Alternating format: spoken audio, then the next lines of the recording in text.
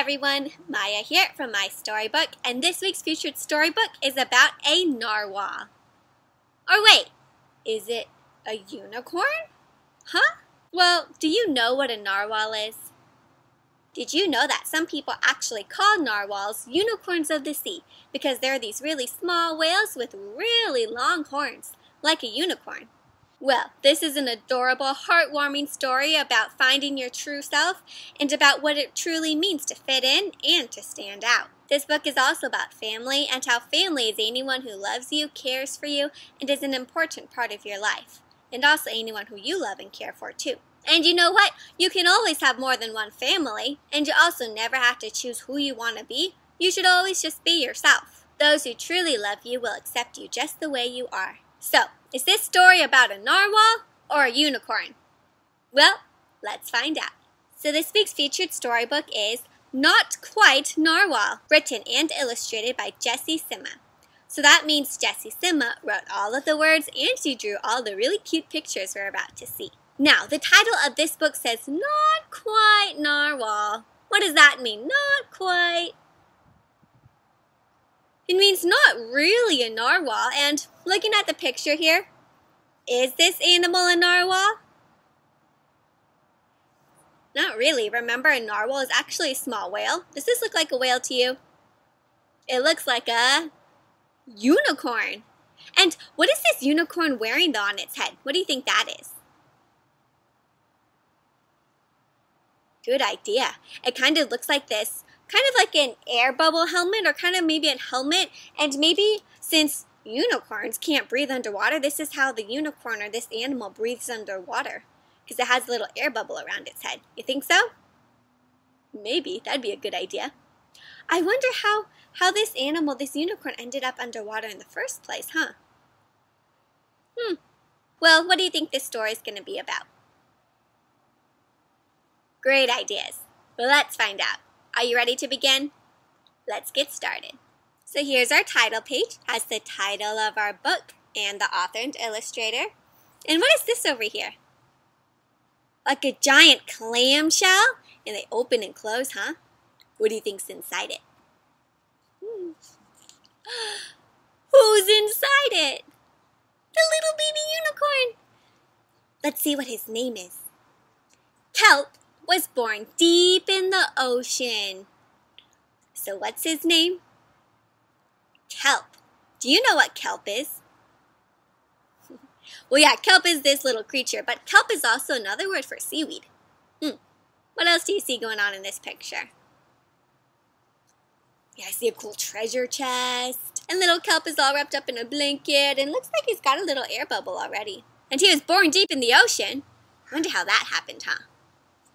He knew early on that he was different from the other narwhals. Can you already see some differences from these pictures? How is he different?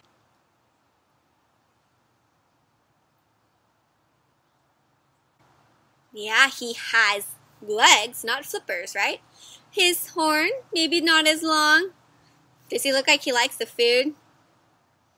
Wonder what's going on here. Well, guess what, my friends? Without even reading the words, I think you already noticed some of the differences they're going to talk about. But let's read the words. His tusk wasn't as long as everyone else's, so his tusk is kind of like a horn. Narwhals, this is called a tusk on a narwhal instead of a horn. So his tusk was kind of small, right? Let's make a long narwhal tusk. You ready? Long narwhal tusk. Then short little unicorn horn for kelp. Long narwhal tusk. Do it. Short little unicorn horn for kelp. He had different tastes in food.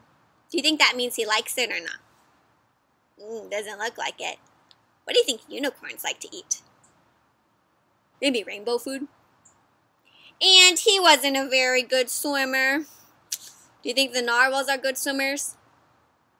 Definitely.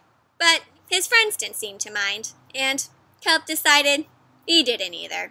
So even though they're kind of different, do they care?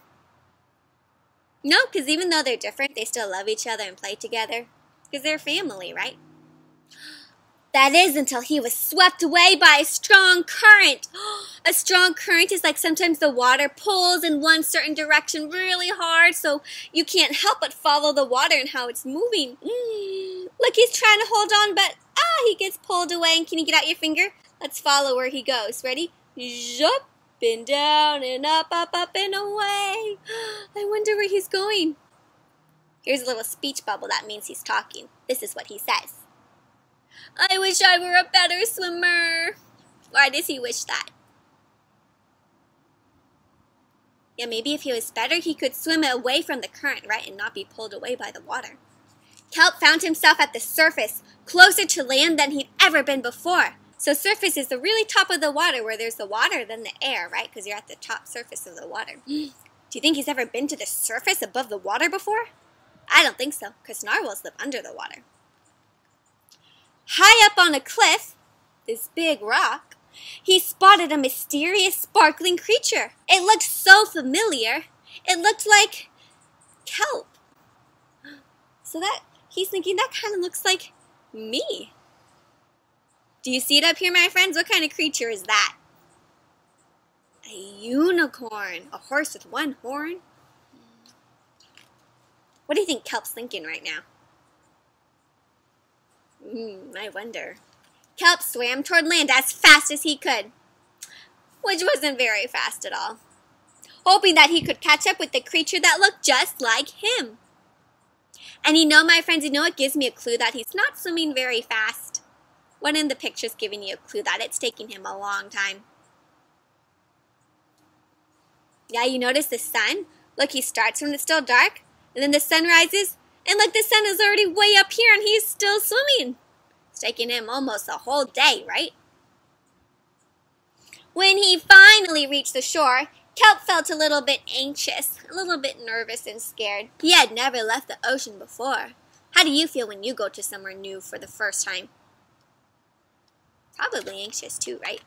He was nervous about walking for the first time, but the land creatures made it look so easy. What creature is this he sees? A crab.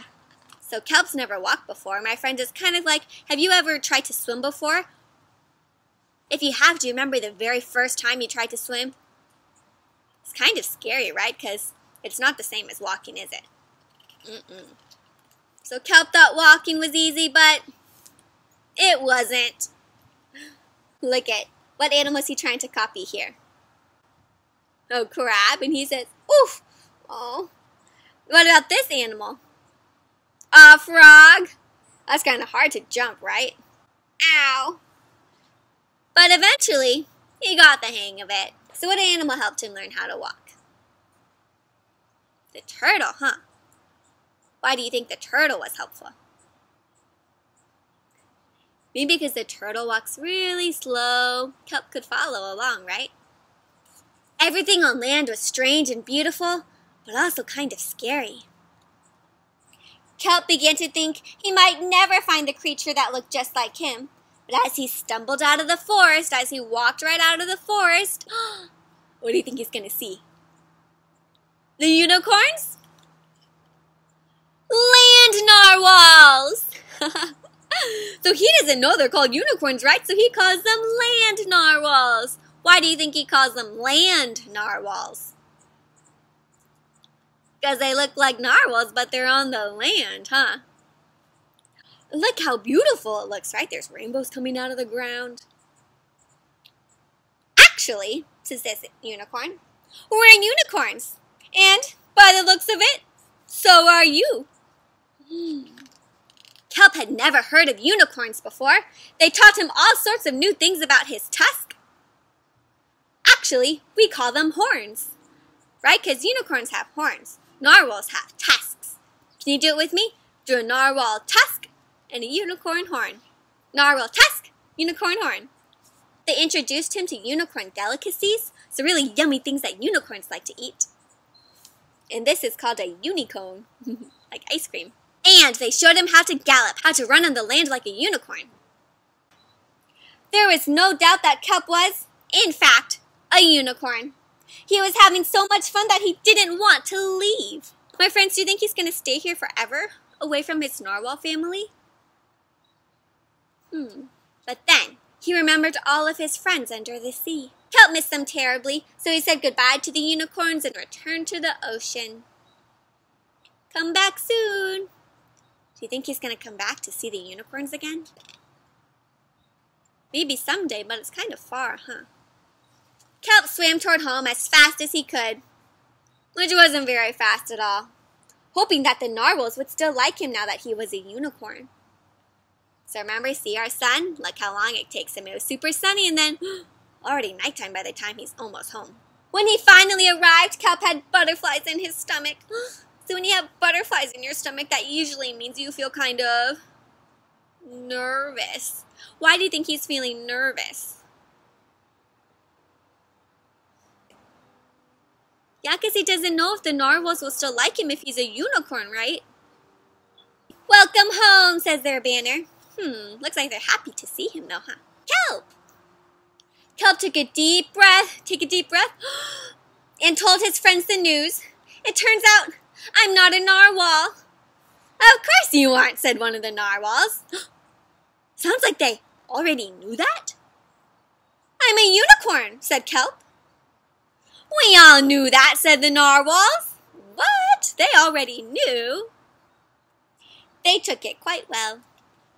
Do they care that Kelp's different and not a narwhal? They don't seem to care, right? Doesn't matter, they can still be friends and family because they love and care for each other. Kelp was happy to be home, but now that he'd experienced life on land with the unicorns, he couldn't seem to forget them. Look at, he has some new pictures on his wall, the narwhal and his unicorn home and family, huh? Did he want to be a land narwhal with the unicorns? Or a sea unicorn with the narwhals? Kelp couldn't decide. So it sounds like he kind of feels like, well, wherever he goes, he might not quite belong, right? Because if he goes with the unicorns, he'll miss his narwhals. If he's with the narwhals, he'll miss the unicorns. But then he realized that maybe... What do you think he's thinking? Is there a way that maybe he doesn't have to choose between unicorns and narwhals? Just maybe. What's happening here, my friends? Can you guess what his plan is? It looks like the narwhals are coming to see the unicorns, huh? Because maybe if they lived closer in the water to the land, maybe he wouldn't have to swim so far, and he didn't have to choose. How did he fix the problem, my friends? The problem of being with the narwhals and the unicorns? What was the solution? The narwhals moved to live closer to the land, and so that way Kelp could be with his unicorn friends and the narwhals. And then look, it looks like they're both playing in the land and the water, right? Some of the unicorns are going in the water to play. And the unicorns and the narwhals like each other. Yeah, right, it looks like they are getting along together and playing. And it looks like for Kelp, now he has one big happy family all together. The end, my friends. Take a look at this picture. What kind of cool, fun things do you see them doing? You see this unicorn chilling out here on a floaty, playing volleyball. Oh, beach ball over here, flying kites. Look at this one is hanging onto this tail and jumping. What else do you see? Fun, huh? What a nice ending. Well, my friends, I hope you enjoyed this story about Kelp, the not quite narwhal. What was your favorite part? Yeah, I like the part where he was learning all the unicorn things, like the yummy ice cream cones and how to gallop. And I especially like the end where they all got together and their unicorns and the narwhals were all playing together and Kelp had one big happy family, right? So it sounds like Kelp had a hard time in the middle of the story choosing who he should be, right? Did he belong here or did he belong there? And you know what, my friends? Sometimes you might come across a problem like that where you might feel like, well, I really love these people and I really love these people too, but how do I choose who to love and be with? Well, guess what, my friends? If both of those groups or both of those people really loved you, they just want you to be happy and they'd let you be together with both of them, right? You don't have to choose one side of yourself. You should always be true to yourself and be exactly who you want to be. And the people who really love you will love you no matter what. Okay, let's move on to this week's craft. It's about a unicorn and a narwhal, just like Kelp. So for this week's craft, we have our Unicorn Narwhal Spin Craft. And if you remember, it's kind of like the Duck Rabbit craft where we spun the wheel and it was like, is it a duck or is it a rabbit? But this time is kelp a unicorn or is kelp a narwhal? Well, or maybe he doesn't have to choose at all and he can always be both, right? He can kind of switch back and forth. Sometimes he'll be with his unicorn friends, sometimes he'll be with his narwhal friends. But overall, he can be both of them, right? He is a unicorn and a narwhal. A sea unicorn and a land narwhal. So, to make this super fun craft, it's really cool craft to show and share with family and friends to kind of tell them about the story and what was happening. And you can change and use this as a reading buddy to change the bodies as kelp goes in the ocean and goes on land. It's fun. And super simple as always. All you need is a paper plate. These templates, this unicorn head and this spin wheel part, are on the blog, MaiStoryBook, by clicking on the link below. There you can click on a downloadable template that you can print out and color in. So that part's already done for you. Makes it even easier. All you need is some colors to color it. Then you poke a hole right in the middle, stick it to the paper plate. I use a little pipe cleaner, and then you can just twist it and spin around. So for step-by-step directions for this craft in the downloadable template, once again, you can find those on the blog, MaiStoryBook. Clicking on those links. There's also picture-by-picture step instructions so that you can follow along if you're a visual learner. You can also find additional reading resources there, such as main themes, vocabulary, and other fun activities for other books that we've done before. If you do your own unicorn narwhal crafts, please reach out to MaiStoryBook and share with me your crafts and your own reading adventures, or maybe even what cool reading books you're getting into this summer. I'd love to hear from you, and you can find me on Facebook, on Instagram, on Twitter. I just started a Twitter account, so check it out at MaiStoryBook, on the blog, or here on YouTube by clicking on all of those social media links down below. For now, new interactive read-alouds come out every Friday. We might be changing around our schedule a bit, but I'll let you know. I'm starting my very first year of teaching in first grade come this August, later in mid-August, so we'll have to see and work out in my MaiStoryBook schedule. Of course, we'll always continue our read-alouds because it's something I'm passionate about and something that I'd love to continue to share with all of you.